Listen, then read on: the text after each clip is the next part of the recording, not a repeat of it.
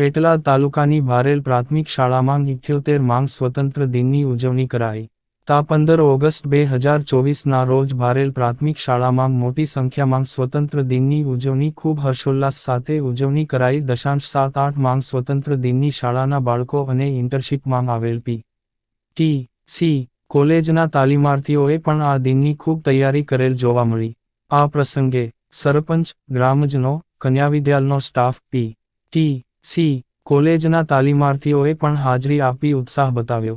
શાળાના આચાર્યે પ્રાસંગિક પ્રવચન કર્યું તથા તૈયાર કરેલ કાર્યક્રમનું સંચાલન કર્યું. આંગણવાડીની બહેનો અને આરોગ્ય સ્ટાફ પણ હાજર હતો.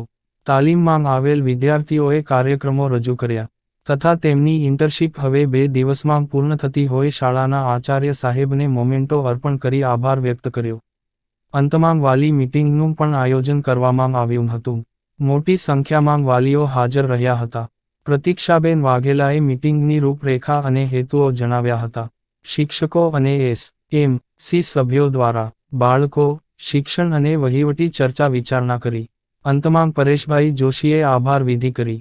સૌ આમંત્રિત મહેમાનોને પંચાયત તરફથી મૌન મીઠું કરાવી કાર્યક્રમનું વિસર્જન કર્યું. ભારત માતા કી જય. Report Gujarat bureau, GPK news.